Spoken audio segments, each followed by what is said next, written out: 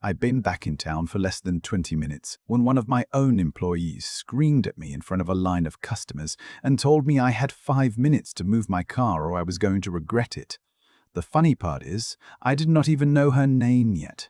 The not-so-funny part is, by the end of that morning, my car would be crushed flat behind my store, the police would be standing in my office, and that same woman would still somehow believe she was the victim. My name is Caleb Brooks, and for almost 12 years I owned a mid-sized home goods and hardware store called Harbour Lane Supply, the kind of place where contractors came in at 6 in the morning for screws and paint.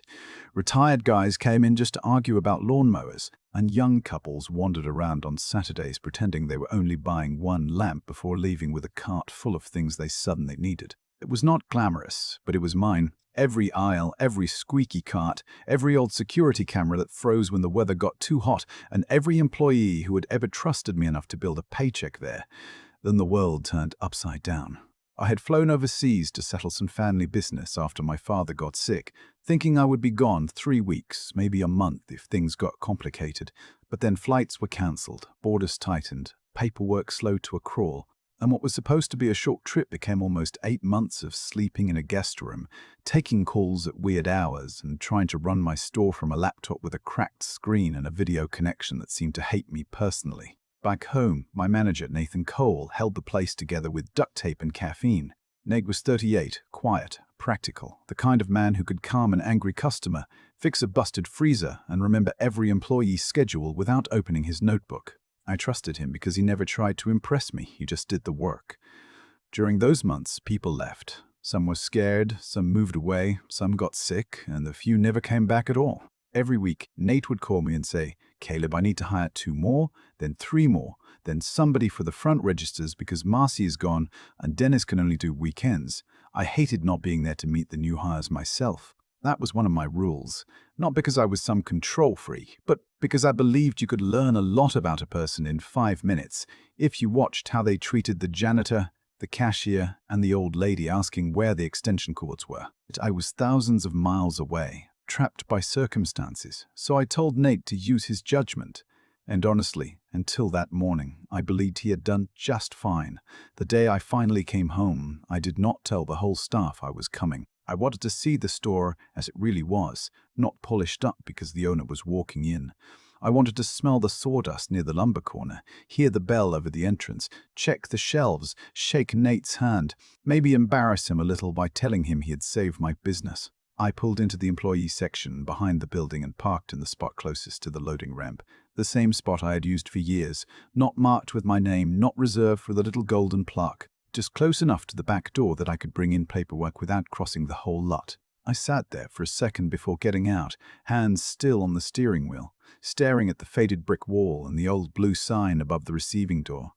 It sounds dramatic now, but I actually felt emotional. When you spend months wondering whether your business is going to survive without you, walking back through the door feels less like going to work and more like stepping back into your own life. Nate met me near the back hallway, and before he could even finish saying, "Man, you look terrible," we both heard it.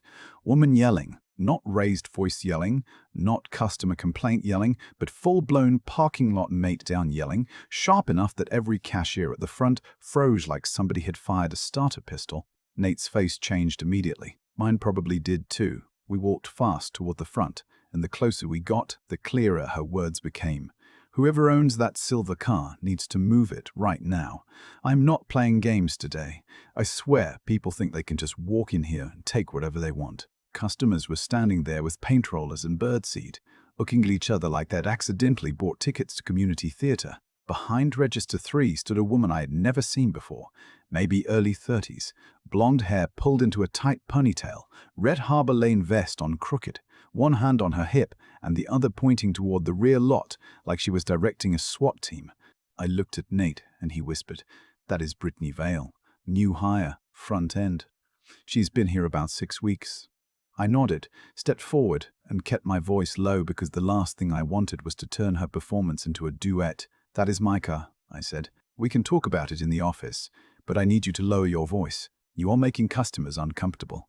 She turned toward me slowly, and I will never forget the look she gave me. Not confusion, not embarrassment, pure disgust, like I was some random guy who'd crawled out from under a shelf. "Oh, it is your car," she said, dragging out the word "your" like it offended her. "Great, then move it. I've parked there every day for 6 weeks. Everybody knows that is my spot." A few customers shifted awkwardly. One older man I recognized, Mr. Hanley, suddenly became very interested in a display of batteries. I said, "There are no assigned parking spots here, except accessible spaces and loading zones. If somebody told you otherwise, we can clear that up. But right now I need your name and badge number, please." Her face hardened. "I am not giving you anything. If you have a problem, take it up with my boss." That was the first moment I felt something cold settle in my chest. Not anger yet, not exactly, but that little internal click that tells you a situation has crossed from annoying into dangerous. Because she was not just being rude. She was performing authority she did not have, in a building she did not own, in front of people who were watching to see whether anyone would stop her. I said, "Your boss is standing right behind me, and I am asking you one more time to step away from the register and come to the office." She laughed, actually laughed. Then she leaned forward over the counter and said, "Listen, whoever you are, if that car is not moved in 5 minutes, we are going to have a serious problem." Nate opened his mouth, but I lifted one hand to stop him because I wanted to see if she would give herself a way out. People do strange things when they are embarrassed. Sometimes they double down because backing off feels like losing. So I tried one more time. "Brittany," I said, because Nate had given me her name. "You are not in trouble for misunderstanding the parking situation. You are in trouble for screaming at customers and threatening someone on company property. Close your register, now."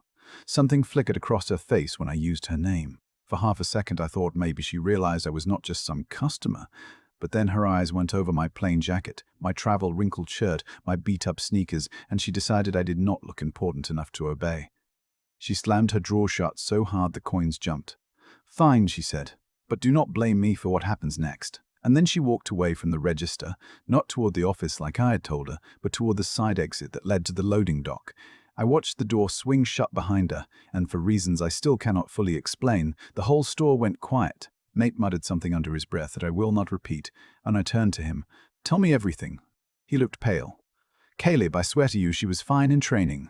A little intense maybe, but polite. She kept saying she needed stability, needed people to respect her schedule, respect her space. I thought she was just nervous. I asked, did anyone tell her that spot was hers? "No," Nate said. "She asked where employees park. I told her backlot. First come, first served. Apparently she started using that space every day and decided it belonged to her." I rubbed my eyes, and for the first time that morning, the exhaustion caught up with me. 8 months away, 3 flights, 2 layovers, almost no sleep. And now I was standing in my own store discussing a parking spot like it was a border dispute. I told Nate, "We will terminate her today, even if she did not know who I was. This is unacceptable." He nodded, clearly embarrassed, and said, "I am sorry, Caleb. I really am." I was about to tell him it was not his fault, that some people can hide who they are until the room gives them permission to show it, when a crash exploded from behind the building, so loud the front windows seemed to tremble. It was not the sound of a dropped pallet or a trash bin tipping over. It was metal folding into metal, deep and ugly and final, and before anyone moved, before anyone even breathed, we heard the backup alarm of the delivery truck still beeping outside. For a second, nobody moved. And that was what made it worse, because when a room full of people goes silent at the same time, your brain starts filling in the blanks before your eyes can catch up. Nate ran first. I followed him through the side hallway, past the time clock, past the stacked bags of mulch by the loading door, and when we pushed outside, the morning air hit me cold and sharp, smelling like diesel, wet concrete and burned rubber. The delivery truck was sitting crooked across the back lot, engine still growling, reverse lights glowing white against the brick wall, and my silver sedan, the car I had owned for 9 years, the car that had carried me through store openings, hospital visits, late-night inventory runs, and one very bad breakup, was folded under the truck's rear bumper like a soda can. The front end was gone. The hood was buckled up in a jagged wave. Glass splintered across the pavement. And sitting behind the wheel of the truck, both hands still gripping it like she had just landed a plane in a storm, was Brittany. I remember looking at the wreck, then at her, then back at the wreck, waiting for my mind to turn it into something else. Maybe the truck rolled. Maybe the brakes failed. Maybe she panicked. Maybe this was one of those awful accidents where anger and stupidity meet bad luck and nobody really meant for it to happen. Then she opened the driver's side door, climbed down, smoothed the front of her red vest, and said, with the confidence of a woman announcing store hours, "I told you to move it." That was the moment all the excuses died. Nate shouted, "Brittany, what the hell did you do?" She pointed at me, not at the car, not at the truck, at me, like the crushed metal behind her was evidence against me. He was trespassing. He threatened me. He refused to leave. I had to protect the store. I stared at her. And I think what shocked me most was not the lie. People lie when they are scared. People lie when they are cornered.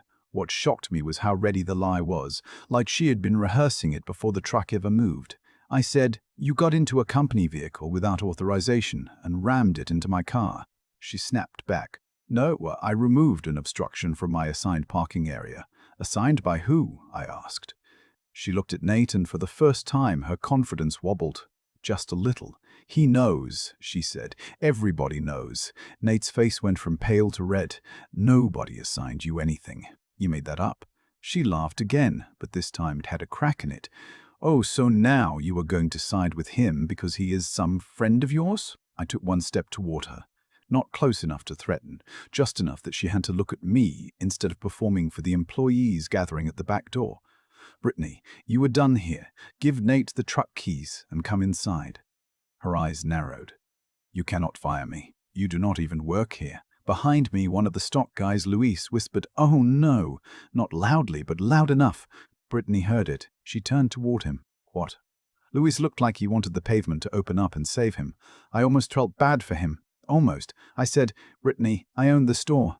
Her face froze, and for one beautiful, fragile second, I thought reality had finally arrived.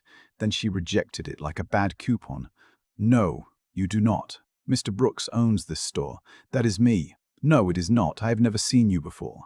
"Because I have been overseen you before." "Because I have been overseas you before." "Because I have been overseas." That does not mean I stopped existing. Nate put both hands on top of his head. The universal gesture for, "I cannot believe this is my life." Brittany stepped backward, chin lifted, cheeks flushed, eyes shining with something between panic and rage. "You people are insane," she said. "You cannot just bring in some random guy and pretend he is the owner because I stood up for myself. I do not know what kind of little boys' club this is, but I am not afraid of you. It would have been funny if my car had not been bleeding coolant onto the ground." I told Nate to call our lawyer, then told Luis to shut down the loading dock cameras and make sure the footage was saved. Brittany heard that and immediately pulled out her phone. "Fine," she said. "I am calling the police." "Good," I said. "Pooh." She dialed so dramatically I half expected music to swell. When the dispatcher answered, her whole voice changed. It became soft, shaky, almost tearful.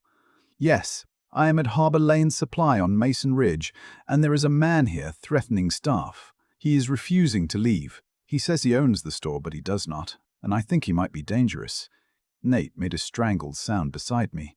I held up a hand again, mostly because if he started yelling while she was on the phone, she would use every syllable of it. She kept talking, pacing now, adding details like a painter adding shadows.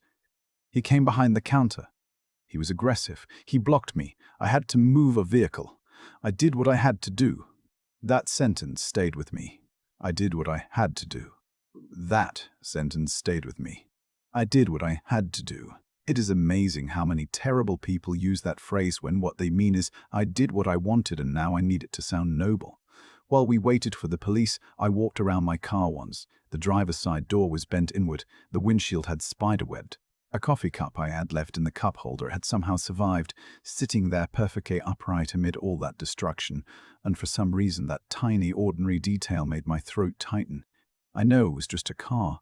I know people lose bigger things every day. But standing there after months of fighting my way home, after losing employees, losing time with my father, losing sleep over whether the business would still be alive when I returned, that car felt like one more thing taken by chaos, and this time the chaos had a name tag. Brittany kept filming me with her phone. "Smile," she said. "This is going straight to corporate." I looked at her. "Brittany, there is no corporate. This is an independent store." She blinked. Then she said, "Well, whoever is above you is going to hear about this." Nate whispered. "God himself, maybe." I almost laughed, and that almost laugh probably saved me from saying something less useful. The first police cruiser arrived about 12 minutes later, followed by a second. Two officers stepped out, one older, one younger, both wearing the careful expressions officers wear when they do not yet know which person in the parking lot is the problem. Brittany rushed toward them before they even closed their doors. "Thank God you are here. This man is trespassing and harassing me. He has been pretending to be the owner, and now they are all ganging up on me." The older officer, Sergeant Mills, according to his badge, looked past her at the crushed sedan and the delivery truck. He asked who was driving the truck. Brittany hesitated, just a fraction too long. "I was," she said, "but only because he refused to move his vehicle." Mills wrote something down. "You drove the truck into the vehicle." I had to clear the spot. The younger officer looked at me then, and I could tell he was trying to place where the story had gone off the rails. "Sir, can I see identification?" he asked. "Of course," I said, and handed him my license. Brittany crossed her arms, waiting for some grand reveal that would prove I was a fraud. Instead, the younger officer read the name, looked up at the sign on the building, then looked at Nate. "Are you the manager?" Nate nodded. "And this is Mr. Brooks?" "Yes," Nate said. "He owns Harbor Lane Supply." Sergeant Mills turned back to Brittany. "Mom, do you understand what he just said?" She shook her head like everyone else was speaking another language. No, that is not right. I know the owner is Mr. Brooks, but that does not mean this is him. People can have the same name. I actually admired the commitment for about half a second. Then Sergeant Mills asked if I had paperwork inside proving ownership. I said yes and invited them into my office. Brittany tried to follow right behind us, still talking, still insisting she was being framed, but Mills told her to wait by the cruiser with the other officer. That was the first time she looked truly scared. Not sorry, not ashamed. Scared. There is a difference, and if you have ever dealt with someone who hurts people and only regrets the consequences, you know exactly what I mean. Inside, the store had gone quiet again. Customers pretended not to watch as we walked past, which meant every single one of them was watching. I led Sergeant Mills into my office, the same cramped little room with old invoices, framed opening day photos, and a drawer full of batteries that fit nothing we owned anymore. I gave him my business registration, insurance documents, property lease, tax filings, and vendor contracts. Nate pulled up employee records showing Brittany had been hired 6 weeks earlier and had no authorization to operate delivery vehicles. Then Luis came in with the security footage queued on a tablet. The camera angle was perfect. Brittany storming out, Brittany looking around, Brittany taking the truck keys from the hook by the loading door, Brittany climbing in, the truck jerking backward once, stopping, then reversing again with purpose, straight into my car. Sergeant Mills watched without speaking. When the clip ended, he looked tired in a way that had nothing to do with sleep. "Mr. Brooks," he said, "do you want to pursue charges?" I looked through the office window at Brittany outside, still arguing with the younger officer, still pointing toward the store, like if she pointed hard enough. Ownership would transfer to her by magic. And I realized something then. There are moments when mercy is kindness, and moments when mercy is just permission for someone to do the same thing to the next person. I had employees who worked hard, customers who deserved safety, and a manager who had carried my business through hell. I was not going to teach everyone watching that a loud enough tantrum could bend the rules. "Yes," I said, "I want to pursue charges." Then I stepped out of the office, walked back toward the front entrance where Brittany could see me, and for the first time all morning, I did not lower my voice. I walked out of that office with Sergeant Mills on one side, Nate on the other, and the kind of calm that only shows up after your anger has burned clean through all the noise. Brittany was standing near the cruiser, arms crossed so tightly her red vest bunched at the shoulders, still talking at the younger officer like she was one sentence away from winning the whole morning back. When she saw us, she lifted her chin and said, "Finally, are we done here? Because I need him removed from the property." I stopped about 10 feet away from her. Customers had drifted toward the front windows. A couple of employees were pretending to straighten displays they had already straightened 3 times. Everyone knew something was about to happen, and for once, I did not care who heard it. "Brittany," I said, "you are terminated effective immediately." Her mouth opened, but I kept going. "You are being terminated for threatening a person on company property, abandoning your register, taking a company vehicle without authorization, using that vehicle to intentionally damage private property, lying to law enforcement, and creating a public disturbance in my store." You are also banned from Harbour Lane Supply, the parking lot, the loading dock, and any property connected to this business. If you come back, I will treat it as trespassing." Sergeant Mills shifted slightly, not interrupting, just letting every word land. Brittany stared at me like I had slapped her with paperwork. "You cannot do that," she said. "I can," I said, and I just did. Then she made the mistake of looking at Nate, as if he might rescue her from the consequences of the thing he had watched her do. Nate looked exhausted. "Brittany," he said quietly, "you need to hand over your vest, your badge, and any store keys." She laughed once, sharp and ugly. "This is retaliation. I was defending myself." "From what?" I asked. "A parked car."